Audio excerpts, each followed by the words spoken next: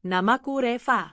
Banyak orang bilang aku dilahirkan dengan segala kelebihan yang mungkin diidamkan oleh wanita lain. Wajahku sering dipuji cantik sejak remaja, tubuhku terawat, otakku pun tak bisa diremehkan. Di bangku kuliah, prestasiku cemerlang, bahkan setelah lulus aku langsung mendapatkan pekerjaan di sebuah perusahaan ternama dengan gaji yang lebih dari cukup untuk hidup nyaman. Sejak dulu, hidupku tidak pernah sepi dari perhatian. Banyak pria mendekatiku, ada yang mapan, ada yang tampan, bahkan ada yang punya jabatan tinggi. Mereka datang dengan segala janji manis, dengan buket bunga, hadiah mahal, hingga undangan makan malam di restoran mewah. Aku bisa saja memilih salah satu dari mereka, karena logikanya, siapa yang tak tergoda dengan harta dan ketampanan? Namun, hatiku selalu merasa hampa. Aku tidak butuh sekadar pamer di depan teman-temanku bahwa aku berpacaran dengan pria kaya. Aku tidak butuh sekadar tas bermerek atau mobil mewah. Yang aku butuhkan hanyalah satu, ketulusan. Dan ketulusan itu kutemukan pada seorang pria sederhana bernama Arka. Arka bukan siapa-siapa. Pekerjaannya biasa saja, penghasilannya tidak bisa dibandingkan dengan para pria yang dulu mengejarku. Tapi dia punya sesuatu yang tidak dimiliki orang lain, perhatian kecil yang membuat hatiku meleleh. Dia tidak pernah datang membawa hadiah mewah, tapi dia selalu hadir saat aku butuh. Ketika aku sakit, dia rela menungguiku hingga aku tertidur. Saat aku lelah bekerja, dia mendengarkan semua keluh kesahku tanpa sedikit pun mengeluh. Aku masih ingat hari ketika dia pertama kali mengungkapkan perasaannya. Reva, katanya dengan suara bergetar, di sebuah kafe sederhana tempat kami sering bertemu. Aku menatap matanya yang dalam, terlihat ada kegugupan yang ia sembunyikan. Ya, Arka? Aku tahu aku bukan pria yang bisa membawakanmu segalanya. Aku tidak sekaya mereka yang mengejarmu. Tapi satu hal yang bisa aku janjikan, aku akan selalu berusaha membuatmu bahagia, dengan caraku sendiri. Hatiku bergetar. Entah kenapa, kata-katanya jauh lebih menyentuh daripada janji-janji manis yang pernah kudengar dari pria kaya raya. Dan pada saat itulah aku tahu, dialah orang yang kucari. Aku menolak semua pria yang datang padaku, bahkan sebagian dari mereka menertawakan keputusanku. Masa kamu pilih dia, Rev? Dia bahkan gak punya apa-apa dibanding kita. Tapi aku tak peduli. Karena aku yakin, kebahagiaan tidak bisa diukur dengan isi dompet. Tak lama setelah itu, kami menikah. Pernikahan sederhana, tanpa pesta besar, tapi penuh dengan cinta. Aku masih ingat bagaimana Arka menatapku saat aku berjalan di pelaminan dengan gaun putihku. Matanya berkaca-kaca, seolah tak percaya aku benar-benar memilihnya. Hari-hari setelah pernikahan terasa seperti mimpi indah. Kami hidup di rumah kecil yang baru kami cicil, tapi setiap sudut rumah itu terasa hangat. Arka selalu berusaha menempatkanku di posisi paling istimewa dalam hidupnya. Bahkan hal-hal kecil seperti menyiapkan sarapan, membukakan pintu, atau sekadar mengecup keningku sebelum berangkat kerja selalu membuatku merasa dihargai. Waktu berlalu, dan kebahagiaan kami semakin bertambah ketika aku tahu aku mengandung. Saat itu aku masih bekerja di perusahaan, karierku sedang bagus-bagusnya. Tapi begitu melihat wajah Arka yang bersinar penuh kebahagiaan saat ku beritahu kabar kehamilanku, hatiku luluh. Reva, serius? Kamu hamil? Tanyanya dengan mata berbinar, suaranya hampir bergetar menahan haru. Aku mengangguk sambil tersenyum. Iya, Kak. Kita akan jadi orang tua. Tanpa ragu, dia langsung memelukku erat, begitu erat hingga aku bisa merasakan detak jantungnya yang berdegup kencang. Ya Allah, terima kasih. Aku janji akan jaga kalian berdua sekuat tenaga. Sejak saat itu, Arka semakin perhatian. Dia tidak membiarkanku kelelahan, selalu mengingatkanku makan tepat waktu, bahkan rela menemaniku tengah malam ketika aku ngidam hal-hal aneh. Aku tahu pekerjaanku menjanjikan, gajiku tinggi, tapi aku memutuskan keluar dari kantor. Keputusan itu bukan hal yang mudah, banyak yang menyayangkan langkahku. Tapi aku ingin fokus pada keluarga kecilku, pada anakku yang sedang tumbuh di dalam rahimku. Aku ingin menjadi ibu sepenuhnya. Reva, kamu yakin? Tanya Arka saat aku mengutarakan niat berhenti bekerja. Aku tersenyum lembut. Aku sudah pikirkan matang-matang, Kak. Aku nggak mau melewatkan masa-masa ini. Aku ingin ada untuk anak kita. Arka menatapku lama, lalu menggenggam tanganku. Kalau itu yang bikin kamu bahagia, aku dukung sepenuhnya. Aku akan kerja lebih keras untuk kita. Hari demi hari berjalan penuh kebahagiaan. Saat bayi kami lahir, tangisan kecilnya memenuhi ruangan rumah sakit, dan aku melihat air mata jatuh di pipi Arka. Dia menggendong bayi mungil kami dengan hati-hati, seolah memegang harta paling berharga di dunia. Reva, dia cantik, seperti kamu, katanya lirih sambil tersenyum dengan wajah penuh haru. Aku hanya bisa menangis, bahagia luar biasa. Sejak saat itu, kehidupan kami terasa lengkap. Arka tak henti-hentinya menunjukkan cintanya padaku dan pada anak kami. Aku bisa melihat betapa ia selalu menantikan momen pulang kerja hanya untuk bermain dengan si kecil. Kadang aku tersenyum melihatnya, seorang pria sederhana yang begitu tulus menikmati perannya sebagai ayah. Aku pun merasa pilihan hidupku benar. Menolak pria kaya, memilih Arka, berhenti dari pekerjaan mapan, semua itu bukan kesalahan. Karena aku memiliki keluarga kecil yang bahagia, yang penuh cinta. Namun, aku tidak pernah menyangka, kebahagiaan itu tidak akan berlangsung selamanya. Awalnya, aku tidak pernah menyangka rumah tangga yang kubangun dengan cinta, doa, dan pengorbanan, perlahan-lahan bisa retak. Aku masih bisa mengingat jelas masa-masa awal ketika Arka selalu pulang dengan senyum cerah, memelukku, dan mengecup keningku. Tapi entah sejak kapan, kebiasaan itu mulai memudar. Anak kami tumbuh sehat, tapi seperti bayi pada umumnya, ia sering menangis di malam hari. Kadang karena lapar, kadang karena popok basah, kadang juga hanya karena ingin digendong. Bagiku itu wajar, semua ibu baru pasti mengalaminya. Namun ternyata, bagiku itu adalah awal dari masalah besar. Malam itu, sekitar pukul 2 dini hari, tangisan bayiku kembali pecah. Aku buru-buru bangun, menggantikan popoknya dan menyusuinya. Arka yang sedang tidur di sampingku tiba-tiba bangkit dengan wajah masam. Reva, aku nggak bisa tidur. Suara tangisan anakmu bikin kepala aku pusing, katanya dengan nada kesal. Aku menoleh, kaget mendengar ucapannya. Anak kita, Kak. Dia memang masih bayi, wajar kalau sering nangis. Tapi aku capek kerja seharian, Rev. Aku butuh istirahat. Kamu sih gampang ngomong, kan di rumah aja sekarang. Kalimat itu menusuk hatiku. Aku menunduk, mencoba menahan air mata. Aku tidak ingin memperpanjang masalah, jadi aku hanya mengangguk pelan dan terus menenangkan bayi kami. Namun sejak malam itu, Arka mulai sering mengeluh. Ia berkata rumah terasa tidak nyaman, terlalu bising, tidak lagi tenang seperti dulu. Padahal, aku sudah berusaha sebaik mungkin agar rumah tetap rapi, tetap hangat, tetap jadi tempatnya pulang dengan nyaman. Hari-hari berikutnya, ia sering mengatakan bahwa aku lebih memperhatikan anak daripada dirinya. Reva, kamu sibuk banget sama anak terus. Aku ini suamimu, loh. Aku butuh perhatian juga, katanya suatu malam sambil menyalakan televisi. Aku meletakkan piring makan di meja, menatapnya lembut. Aku memang banyak mengurus anak, Kak, tapi aku nggak pernah melupakanmu. Makananmu selalu aku siapkan, baju-bajumu selalu aku cuci dan setrika. Bahkan saat aku lelah, aku tetap berusaha ada untukmu. Arka menghela napas panjang, lalu menatapku dengan sorot mata yang dingin. Tapi kamu udah nggak seperti dulu, Rev. Kamu nggak cantik lagi. Kamu kelihatan lusuh, kusut, nggak menarik. Aku kangen sama kamu yang dulu. Kata-kata itu seperti belati yang menusuk jantungku. Aku terdiam, bibirku gemetar. Rasanya aku ingin berteriak, ingin marah, tapi yang keluar hanya sebutir air mata yang jatuh ke pipi. Aku tersenyum pahit, mencoba menutup luka hatiku. Kak, aku begini karena aku ngurus rumah dan anak kita. Aku capek, iya, tapi aku berusaha sekuat tenaga agar kamu dan anak kita tetap bahagia. Aku nggak pernah berhenti berusaha. Tapi tampaknya semua penjelasan itu tak lagi berarti baginya. Sejak saat itu, sikap Arka semakin dingin.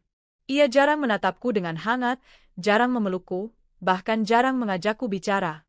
Saat pulang kerja, ia lebih banyak sibuk dengan ponselnya. Jika anak menangis, ia menggerutu. Jika aku terlambat menyiapkan makan malam, ia mengomel panjang. Dan yang paling membuatku hancur, ia mulai sering pulang larut malam. Lembur, Ref. Jangan tunggu aku, katanya sambil berlalu, tanpa sedikit pun memberi ciuman perpisahan. Awalnya aku percaya. Aku berpikir mungkin pekerjaannya sedang menumpuk. Aku masih berusaha mengerti, berusaha mendukungnya. Aku selalu menyiapkan makan malam di meja, meski sering dingin tak tersentuh. Aku masih menunggu sampai larut, meski akhirnya hanya tertidur di kursi ruang tamu dengan air mata di pipi. Hari demi hari, aku merasakan jarak di antara kami semakin jauh. Tapi aku tetap bertahan. Aku masih berdoa setiap malam, memohon agar Arka kembali seperti dulu. Aku berlutut dalam sujud panjang, memohon pada Tuhan agar rumah tanggaku tidak hancur. Ya Allah, aku ikhlas lelah demi anakku, aku ikhlas mengorbankan karierku demi suamiku. Jangan biarkan rumah tanggaku runtuh. Jangan biarkan suami yang begitu kucintai pergi dariku. Namun doa-doa itu seperti tidak pernah terjawab. Suatu malam, ketika aku sedang menyuapi anakku yang baru belajar makan, Arka pulang dengan wajah lelah. Aku tersenyum sambil berkata, "Aku masak sayur kesukaanmu, Ka. Kamu pasti lapar, ya?" Dia hanya melirik sekilas, lalu masuk ke kamar tanpa bicara apa-apa. Hatiku runtuh lagi. Aku menatap piring sayur yang masih penuh, lalu menunduk. Aku ingin marah, tapi aku tidak bisa. Aku hanya menangis dalam diam. Hari-hari berikutnya, aku mencoba memperbaiki diri. Aku mulai kembali merawat diriku, berdandan meski hanya di rumah, memakai baju yang lebih rapi, mencoba terlihat menarik di hadapannya.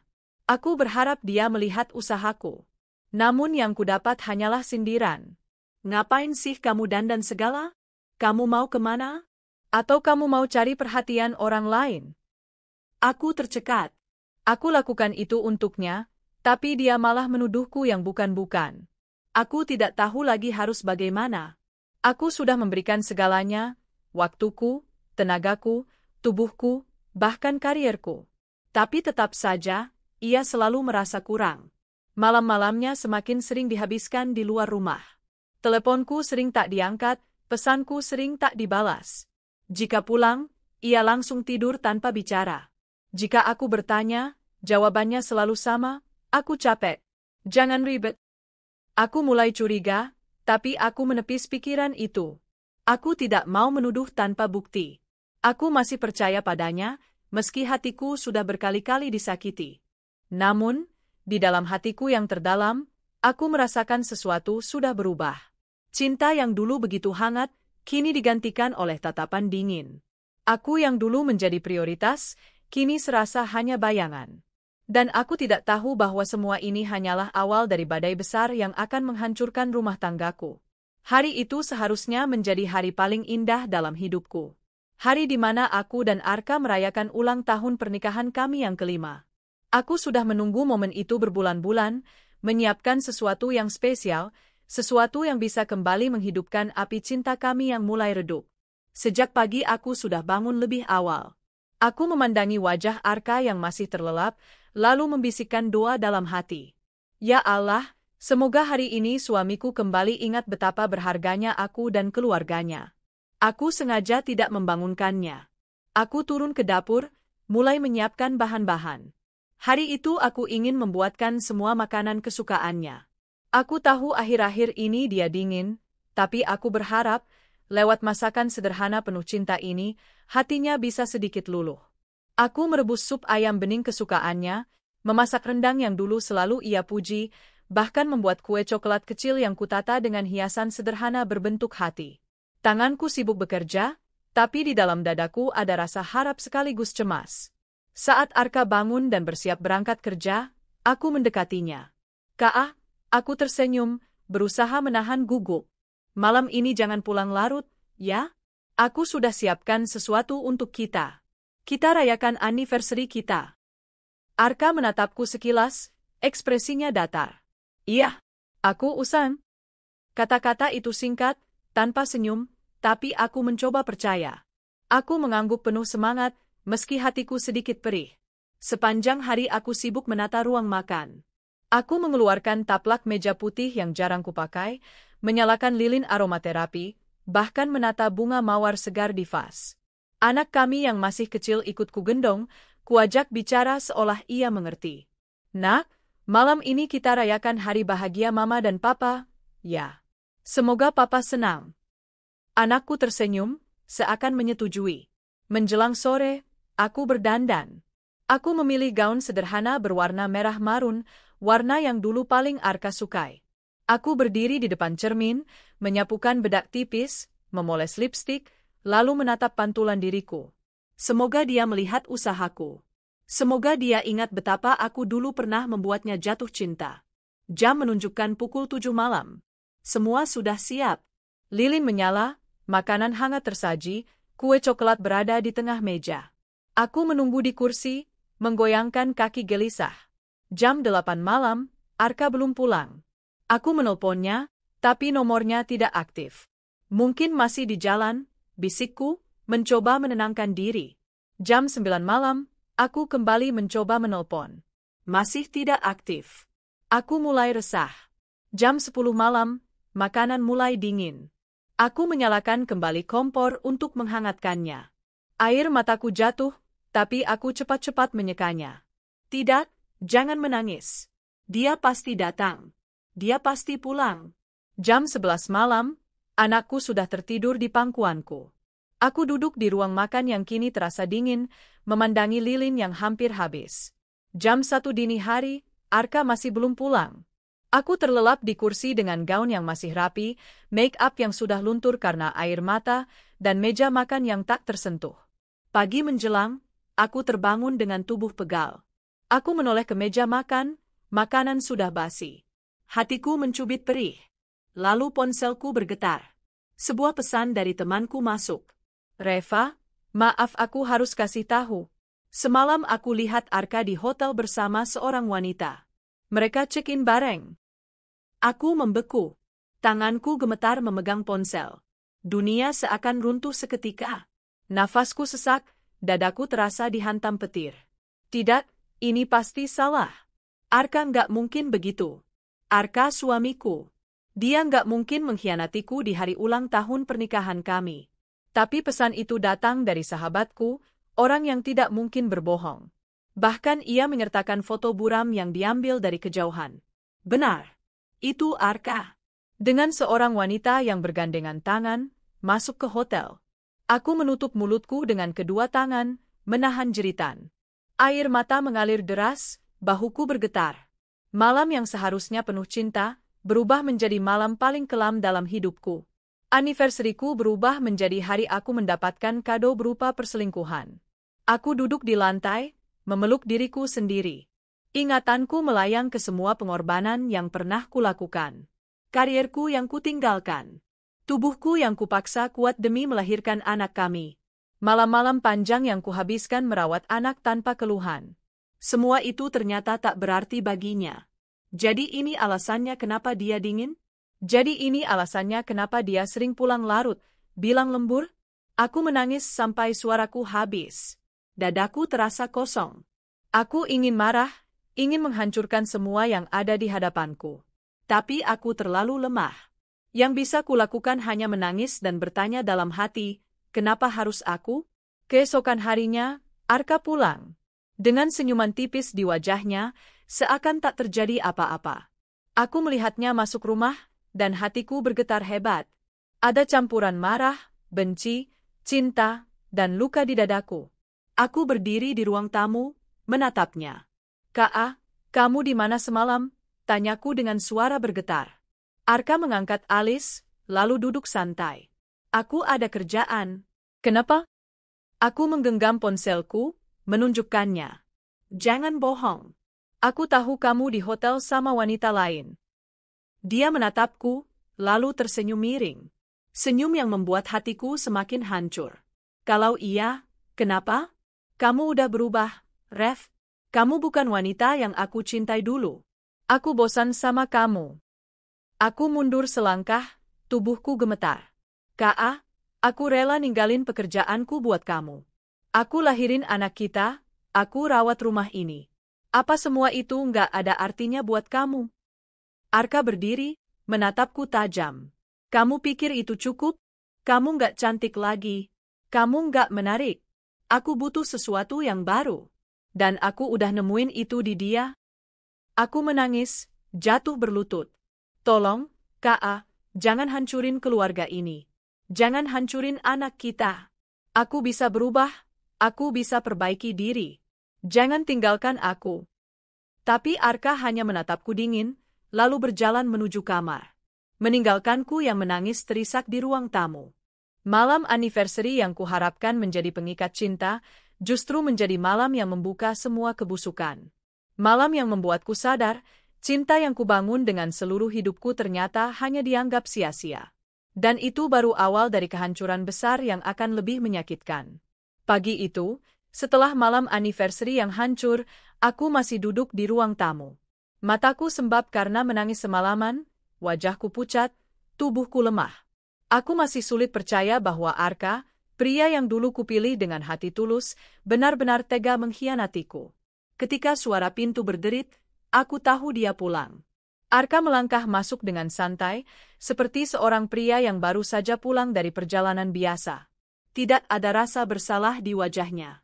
Kak, suaraku serak. Aku berdiri, meski lututku gemetar. Kita perlu bicara. Dia meletakkan tasnya di sofa, lalu menatapku singkat. Apa lagi? Air mataku kembali jatuh. Jangan bohong lagi. Aku sudah tahu semuanya. Kamu selingkuh, Kak. Kamu hancurkan keluarga ini. Kenapa? Apa salahku? Aku sudah berikan segalanya untukmu. Dia menghela napas panjang, lalu bersandar di sofa. Wajahnya terlihat jenuh. Reva, aku capek sama kamu. Kamu nggak lagi seperti dulu. Kamu terlalu sibuk sama anak, kamu nggak merhatiin aku. Aku butuh istri, bukan cuma ibu buat anak. Aku tertegun. Aku memang jadi ibu, tapi aku tetap istrimu. Aku tetap masak, tetap merawatmu, tetap menyiapkan semua kebutuhanmu. Apa kamu buta, Kak? Apa semua yang kulakukan selama ini nggak ada artinya? Dia tersenyum miring, sinis. Kamu nggak ngerti, ya? Aku bosan, Rev. Aku pengen yang baru, yang segar. Aku udah nemuin itu di orang lain. Dia bikin aku ngerasa hidup lagi. Hatiku seperti diremas. Aku mundur selangkah, memegangi dada yang sesak. Kak, tolong, demi anak kita. Jangan lakukan ini. Aku bisa berubah, aku bisa lebih baik. Aku akan dandan setiap hari, aku akan rawat diri lebih baik. Jangan hancurin rumah tangga kita. Aku mendekatinya, berlutut di hadapannya. Air mataku mengalir deras. Tolong, Kak, jangan pergi. Jangan tinggalkan aku. Jangan biarkan anak kita tumbuh tanpa ayah. Tapi dia hanya menatapku dingin, bahkan menyingkirkan tanganku dari kakinya. Udah cukup, Rev. Aku udah mutusin semuanya. Kamu harus siap. Belum sempat aku bertanya apa maksudnya, tiba-tiba bel pintu berbunyi. Arka berdiri, membuka pintu, dan di sana berdiri seorang wanita. Wanita itu cantik, berdandan rapi, wangi parfum langsung memenuhi ruangan. Dialah orang ketiga itu, pelakor yang merebut suamiku. Wanita itu tersenyum manis pada Arka, lalu menatapku dengan tatapan meremehkan. Oh, jadi ini istrimu? Nggak nyangka. Aku terpaku. Darahku mendidih, tubuhku bergetar. Aku ingin berteriak, ingin mengusirnya, tapi suaraku tercekat. Arka malah merangkul pundak wanita itu. Iya, ini Reva. Dan sebentar lagi, dia bukan siapa-siapa lagi buat aku. Aku menatapnya tidak percaya. Kak, apa maksudmu? Dia memasukkan tangan ke dalam tasnya, lalu melemparkan sebuah amplop ke arahku. Amplop itu jatuh tepat di pangkuanku. Dengan tangan gemetar, aku membukanya. Surat cerai. Aku menutup mulutku, menahan isak. Pandanganku kabur oleh air mata. Arka menatapku tanpa rasa bersalah. Tanda tangani itu. Aku sudah nggak peduli lagi sama kamu. Aku pengen hidup sama dia sekarang. Aku terisak, suaraku parau. Kak, aku mohon. Jangan lakukan ini. Demi anak kita, demi keluarga kita. Aku merangkak mendekatinya, bersujud di kakinya. Aku mohon, Kak, jangan hancurin hidup kita. Aku rela berubah, aku rela apa saja, asal kamu tetap di sini. Pelakor itu tertawa kecil, menutup mulutnya pura-pura sopan. Kamu kasihan sekali. Suamimu udah milih aku, kenapa kamu masih memohon? Enggak malu? Aku menoleh padanya dengan tatapan penuh luka. Kamu yang merebut suamiku, kamu yang menghancurkan rumah tangga ini.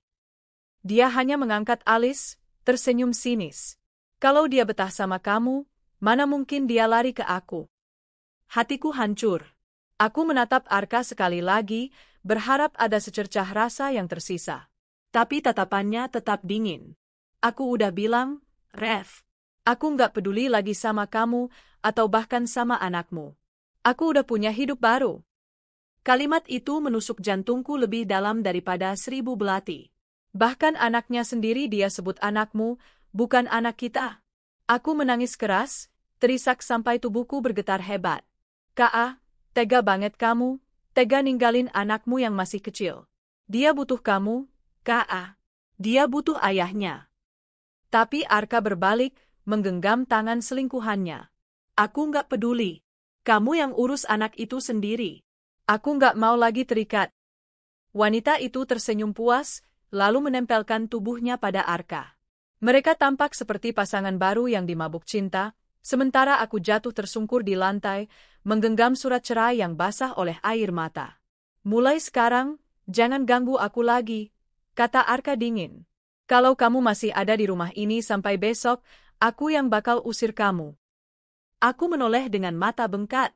Kak, ini rumah kita, rumah yang kita bangun bersama. Dia menggeleng, lalu melangkah pergi bersama selingkuhannya. Salah, ini rumahku sekarang. Kamu nggak ada hak lagi. Pintu tertutup dengan keras, meninggalkan aku yang terduduk di lantai. Suara tangis anakku dari kamar tiba-tiba terdengar, seolah ikut merasakan kesedihanku. Aku merangkak menuju kamar, menggendong bayi kecilku yang menangis. Maafkan Mama, Nak, suaraku parau. Papa udah nggak peduli lagi sama kita. Tapi Mama janji, Mama nggak akan ninggalin kamu. Mama akan kuat demi kamu. Aku memeluk anakku erat, sementara air mata terus mengalir tanpa henti. Hari itu, aku sadar, cinta yang kupertahankan dengan pengorbanan, doa, dan air mata, berakhir begitu saja dengan selembar surat cerai yang dilemparkan ke wajahku. Dan lebih menyakitkan lagi, suamiku sendiri memberikannya dengan pongah, di depan wanita yang merebutnya. Itu adalah hari ketika hatiku benar-benar hancur berkeping-keping. Hari itu, setelah Arka benar-benar mengusirku dari rumah yang dulu kami bangun bersama, aku pulang ke rumah orang tuaku dengan hati hancur. Mataku bengkak, wajahku lusuh, dan tubuhku lelah karena semalaman menangis. Aku membawa bayiku yang masih kecil, satu koper berisi pakaian seadanya, dan surat cerai yang masih kusimpan rapat dalam genggaman. Mama menyambutku dengan terkejut. Ya Allah, Reva, kenapa kamu pulang begini? Kamu kenapa, Nak? Aku tak sanggup menjawab. Air mataku langsung tumpah, dan aku jatuh ke pelukan Mama. Aku menangis sejadi-jadinya, seperti anak kecil yang kehilangan dunia.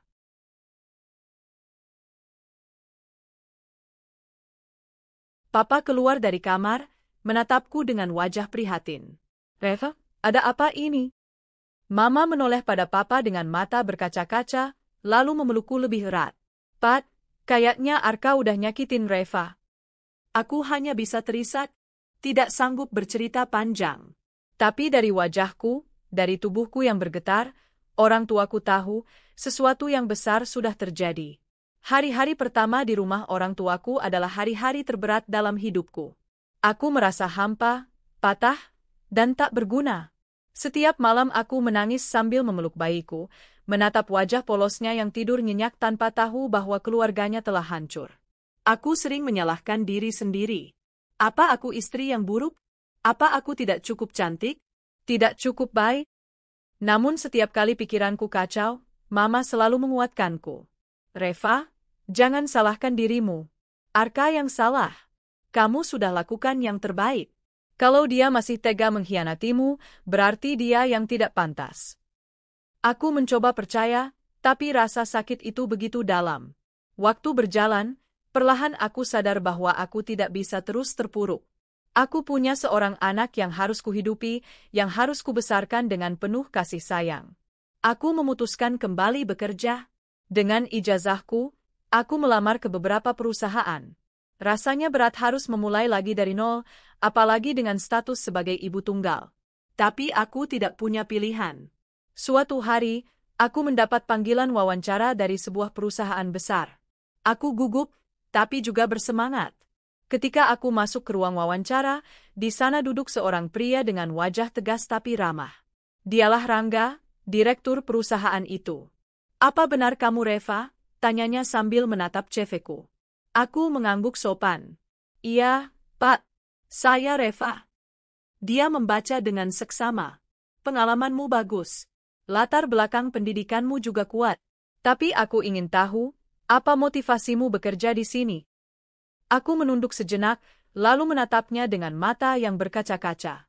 "Saya ingin memberikan kehidupan yang layak untuk anak saya, Pak.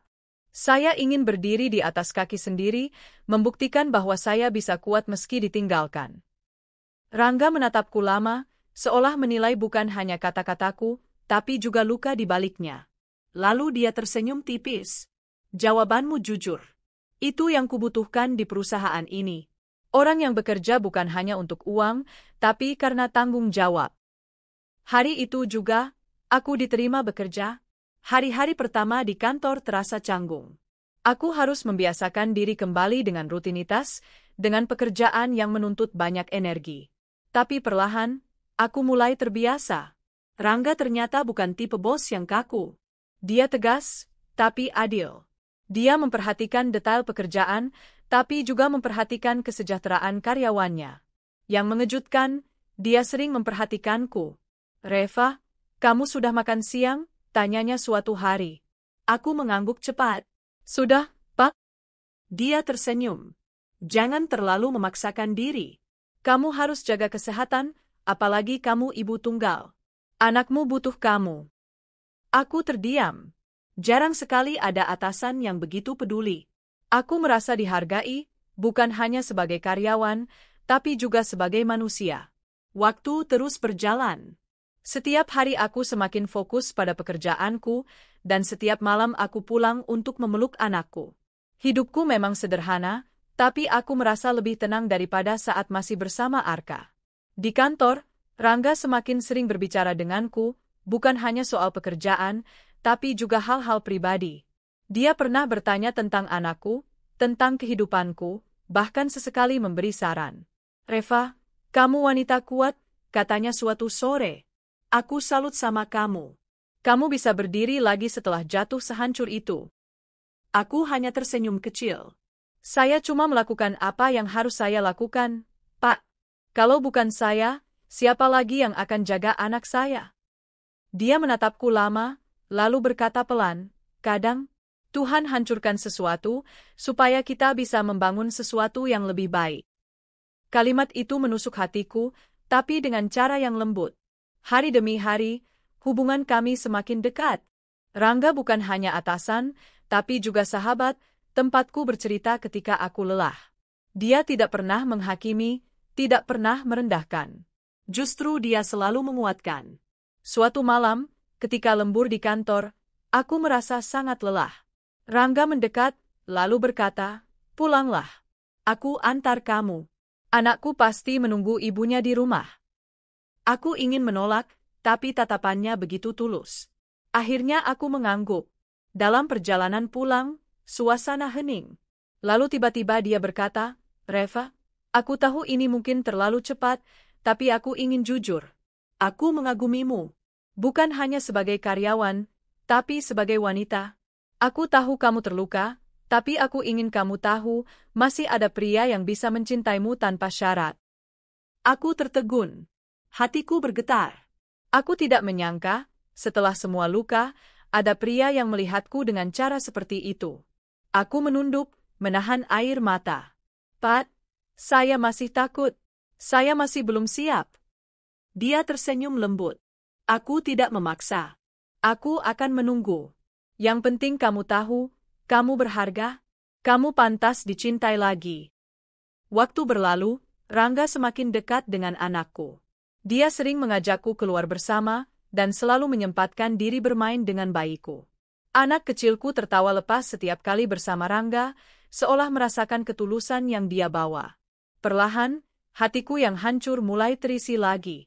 Aku mulai percaya bahwa aku bisa bahagia, bahwa aku bisa membangun hidup baru. Hingga suatu malam, di sebuah restoran sederhana, Rangga menatapku dengan mata yang serius. Reva, aku tahu kamu pernah hancur. Aku tahu kamu takut. Tapi izinkan aku jadi orang yang menjagamu, yang menemanimu, yang mencintaimu. Izinkan aku jadi ayah bagi anakmu. Air mataku jatuh tanpa bisa kutahan. Aku menggenggam tangannya, gemetar. Pak Rangga, saya tidak tahu harus bilang apa. Tapi hati saya merasa tenang bersama Anda. Dia tersenyum, lalu menatapku penuh cinta. Itu cukup. Aku akan menjaga rasa ini sampai kamu benar-benar siap. Yang jelas, kamu tidak sendirian lagi, Reva. Malam itu, untuk pertama kalinya setelah sekian lama, aku menangis bukan karena sakit, tapi karena harapan. Aku sadar, hidupku memang sempat hancur.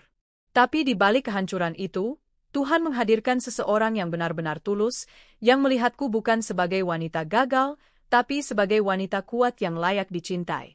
Dan malam itu pula, aku berjanji pada diriku sendiri, aku tidak akan lagi menangis untuk masa lalu. Aku akan menatap masa depan dengan berani, bersama anakku, dan mungkin bersama Rangga. Hari-hari setelah perceraian, Arka merasa dirinya menang. Ia melangkah dengan penuh percaya diri, seakan-akan hidupnya baru dimulai. Dengan bangga ia membawa wanita pujaannya, Nadia, pelakor yang merebut rumah tanggaku, masuk ke dalam rumah yang dulu kubangun dengan penuh cinta. Tetangga yang dulu kagum padaku dan Arka, kini menatap mereka dengan tatapan heran, bahkan sinis. Tapi Arka tidak peduli. Dia terlalu mabuk dengan kebahagiaan semu. Lihat, Nadia, sekarang kita bebas. Tidak ada lagi yang menghalangi cinta kita, katanya suatu malam sambil memeluk wanita itu. Nadia tersenyum manis. Iya, Mas, sekarang semua milik kita. Arka merasa hidupnya sempurna. Tapi kebahagiaan yang dibangun di atas air mata orang lain tidak akan pernah bertahan lama. Beberapa bulan berlalu, Arka mulai menyadari sesuatu yang aneh. Nadia sering pulang larut malam dengan alasan bekerja, tapi penampilannya terlalu mencurigakan. Lipstiknya berantakan, rambutnya bau parfum pria, dan ada senyum aneh yang tersisa di bibirnya setiap kali pulang. Dari mana kamu, Nadia? Tanya Arka suatu malam. Nadia melirik sebentar, lalu menjawab singkat, kerja, Mas. Ada proyek yang harus diselesaikan. Arka mengerutkan dahi. Kerja sampai jam 2 pagi? Dengan pakaian seperti itu? Nadia tersinggung. Kamu curiga sama aku? Mas, jangan lebay dah. Aku kerja buat masa depan kita juga. Arka ingin marah, tapi hatinya bimbang. Ia memilih diam, meski rasa curiga terus menghantui. Tak berhenti sampai di situ, satu persatu masalah lain muncul. Nadia ternyata sangat boros. Uang Arka yang selama ini ia banggakan, perlahan-lahan terkuras. Setiap bulan, Nadia meminta belanjaan mahal, liburan, tas branded, hingga perhiasan. Mas, aku mau tas yang ini. Cuma 5 juta kok. Murah kan? Nadia menyodorkan ponselnya. Arka terbelalak. 5 juta? Itu bukan murah, Nadia. Nadia manyun, lalu memeluknya manja. Ah, Mas pelit banget. Masa iya sih nggak bisa bahagiain aku? Arka yang dulu keras kepala dan tegas, kini luluh oleh rayuan manis. Ya, iya, nanti aku beliin. Hari demi hari, tabungannya terkuras. Bisnisnya pun mulai goyah karena terlalu sibuk mengurusi rumah tangga yang penuh drama. Sementara itu, satu hal yang paling dinanti Arka tak juga datang, seorang anak. Dulu, dia meninggalkanku dengan alasan aku terlalu sibuk dan tak memberi keturunan. Tapi ternyata, setelah setahun lebih bersama Nadia, mereka tetap tak dikaruniai anak. Mas, kenapa kita belum juga punya anak ya? Tanya Nadia suatu malam. Arka menghela napas panjang. Aku juga nggak tahu. Harusnya kamu yang periksa, kan? Nadia langsung marah. Maksudnya apa? Jadi kamu nuduh aku yang bermasalah? Pertengkaran demi pertengkaran semakin sering terjadi. Hingga suatu hari, Arka mendapat kabar mengejutkan. Salah seorang temannya melihat Nadia bermesraan dengan pria lain di sebuah kafe. Arka marah besar. Malam itu juga ia menunggu Nadia pulang. Ketika Nadia akhirnya tiba, Arka langsung menggebrak meja. "Kamu dari mana?" Suaranya bergetar menahan emosi. Nadia terdiam, lalu menjawab dengan santai, "Dari kerja, Mas." "Oh?" Arka menunjuk wajahnya. "Aku tahu kamu sama siapa. Jangan kira aku buta." Nadia terdiam sejenak, lalu tersenyum sinis. "Ya udah kalau kamu tahu. Terus kenapa? Kamu pikir aku betah sama kamu yang miskin begini?" Kata-kata itu menusuk jantung Arka. "Miskin? Nadia, aku mengorbankan semuanya buat kamu. Aku hancurkan rumah tanggaku demi kamu." Nadia tertawa dingin. "Itu salahmu. Bukan salahku. Kalau sekarang kamu nggak bisa kasih aku yang aku mau, ya jangan salahkan aku cari yang lain." Hatinya remuk. Malam itu juga, Nadia pergi meninggalkannya, membawa barang-barang berharga, perhiasan, dan bahkan sebagian tabungan yang ia sembunyikan. Arka terduduk di ruang tamu, sendirian. Rumah yang dulu ramai kini terasa hampa. Air matanya jatuh. Untuk pertama kalinya, ia benar-benar menyesal. Sementara Arka tenggelam dalam kehancuran, hidupku justru semakin terang. Aku dan Rangga semakin dekat. Dia selalu hadir untukku dan anakku, memberi perhatian yang tak pernah aku dapatkan dari Arka dulu. Suatu sore, aku bertemu Arka di sebuah minimarket. Dia terlihat lusuh, wajahnya kusut, pakaiannya tidak serapi dulu. Refleks, dia tertegun melihatku. "Re," suaranya serak. Aku menoleh, jantungku berdegup. Aku melihat pria yang dulu kucintai, kini tak lebih dari bayangan masa lalu. Aku tersenyum tipis, sopan, lalu berkata, "Arka." Dia menunduk, seolah malu. Kamu kelihatan bahagia sekarang." Aku mengangguk pelan. "Iya, aku bahagia." Dia terdiam lama, lalu suaranya bergetar. Aku salah, Re. Aku bodoh. Aku kehilanganmu, kehilangan anak kita. Aku memotong ucapannya. "Arka, kamu nggak perlu minta maaf padaku. Semua sudah berlalu. Aku sudah memaafkanmu. Tapi aku tidak akan pernah kembali." Arka meneteskan air mata. "Aku hancur, Re. Nadia meninggalkanku. Bisnisku bangkrut. Aku nggak punya siapa-siapa lagi." Aku menatapnya lama. Ada rasa iba, tapi lebih kuat lagi rasa lega. Inilah balasan atas semua yang dia lakukan. Aku dulu pernah bilang, "Arka, apa yang kamu lakukan pasti kembali padamu." Dan sekarang kamu merasakannya. Dia menunduk, menangis. Aku menghela napas, lalu melangkah pergi sambil menggandeng anakku. Hatiku terasa ringan.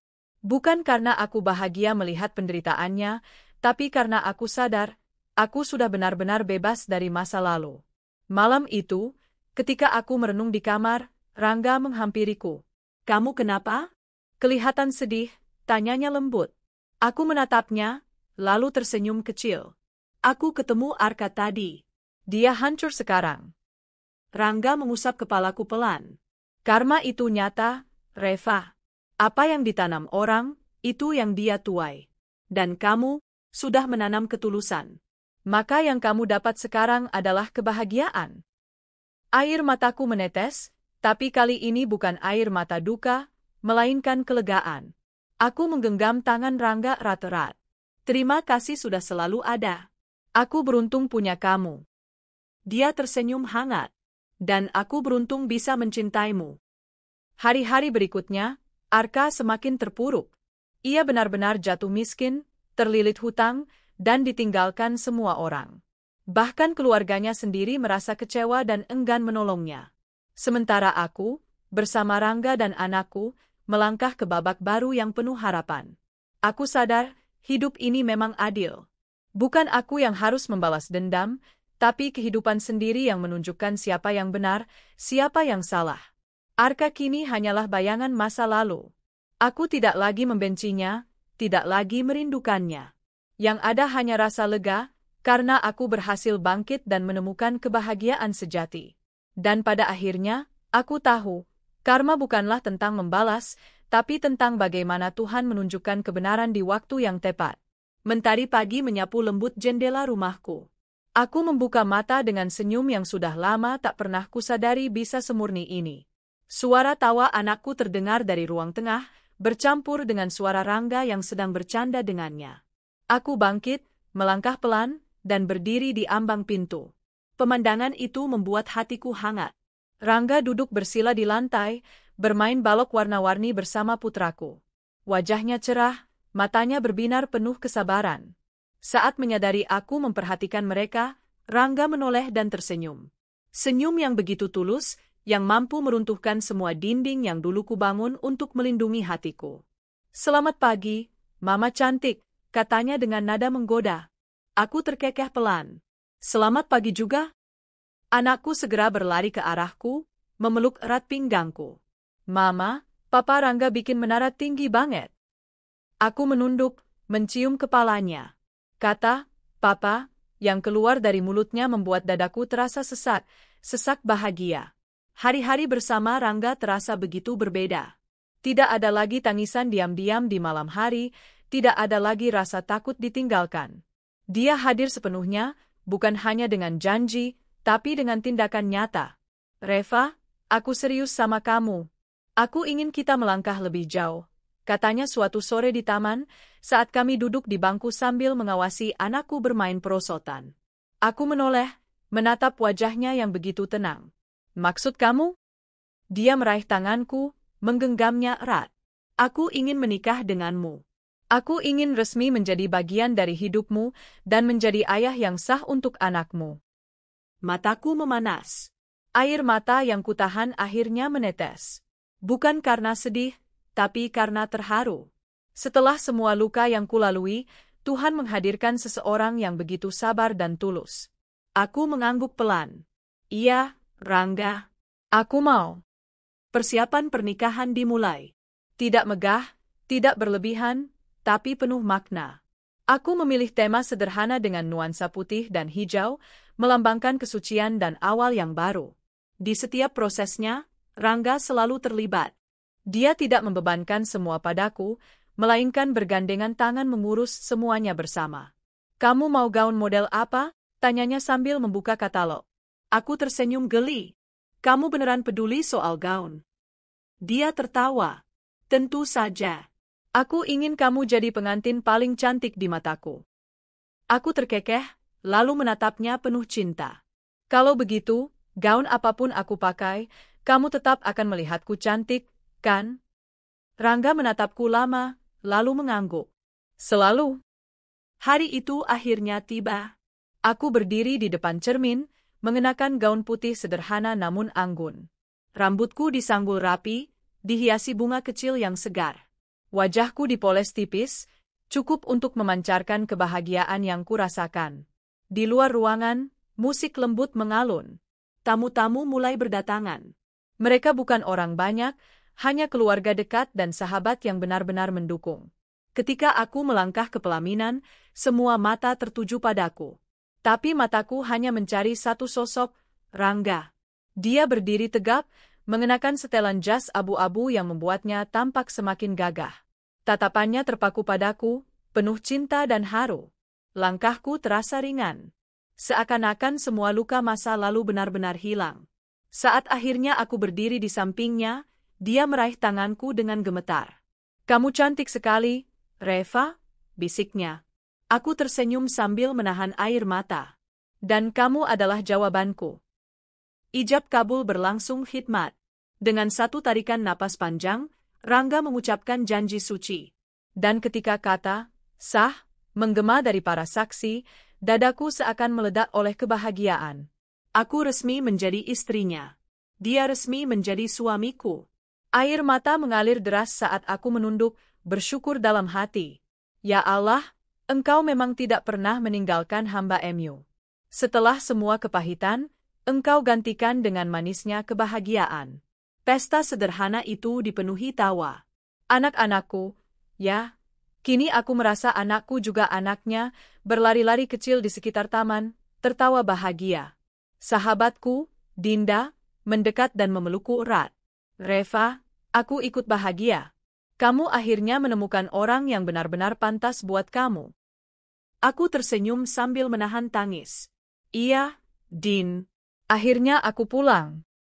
Di sudut lain, aku melihat ibu dan ayahku yang tersenyum haru.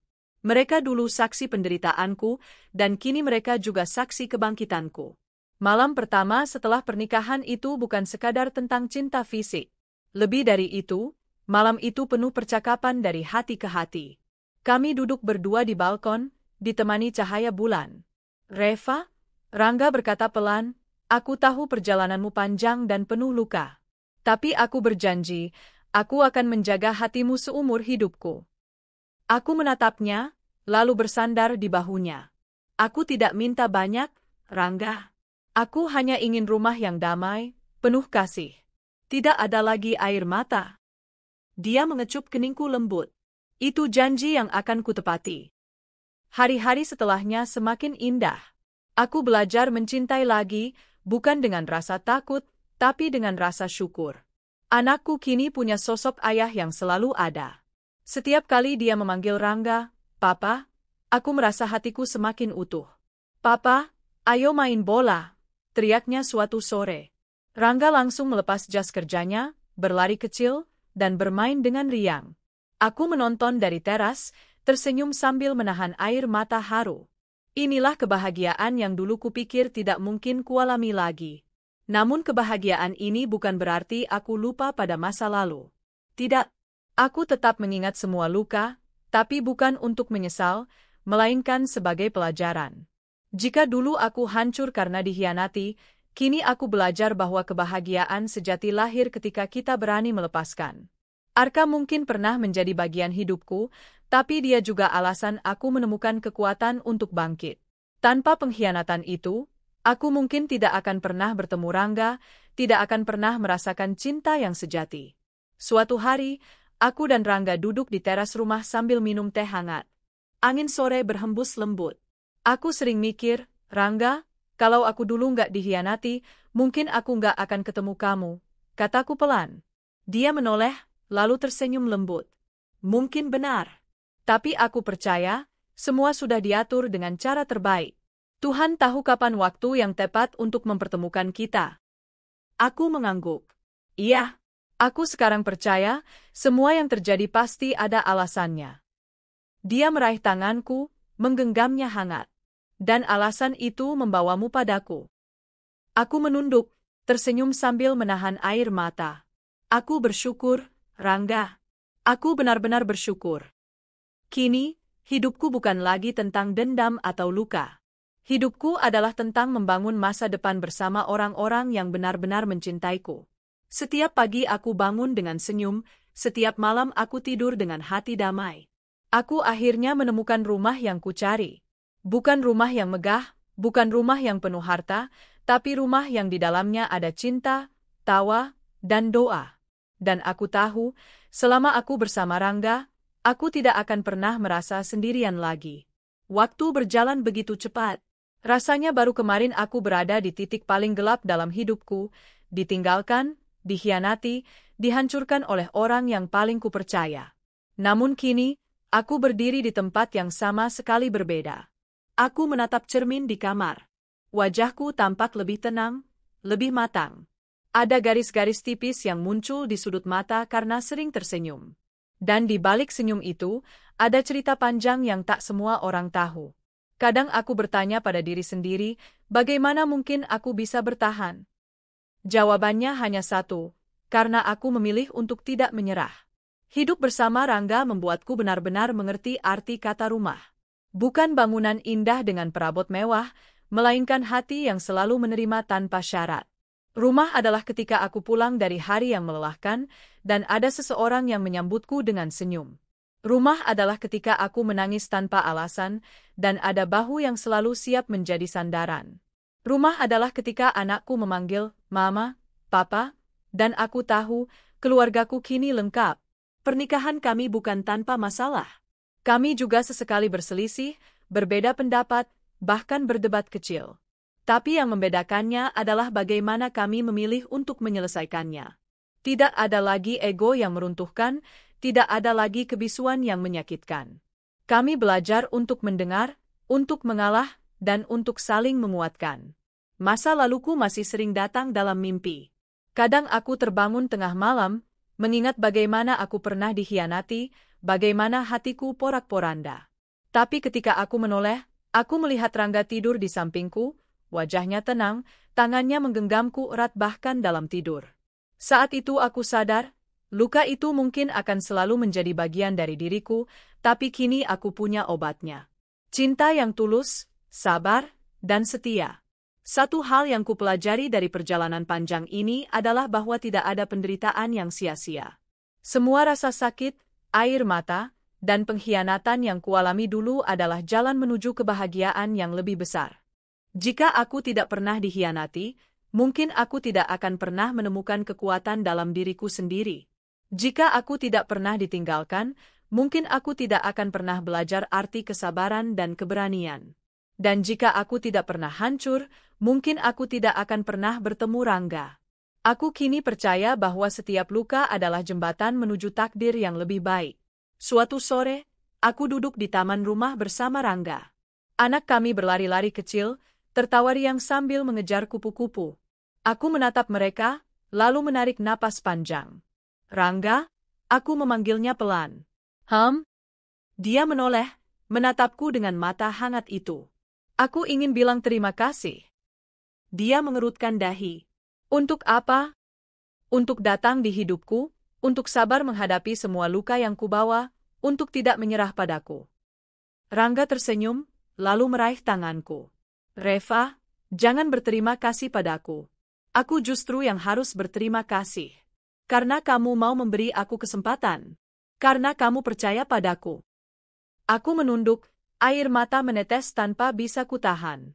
Aku pikir dulu aku tidak akan pernah bisa mencintai lagi.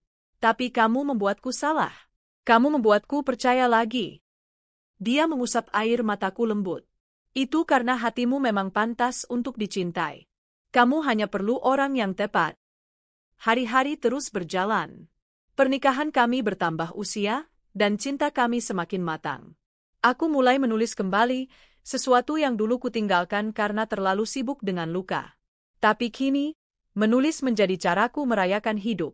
Aku menulis kisahku sendiri, kisah seorang perempuan yang jatuh, hancur, tapi memilih bangkit dan menemukan cinta sejati. Beberapa orang yang membaca kisah itu menangis, beberapa lainnya berkata mereka merasa terinspirasi.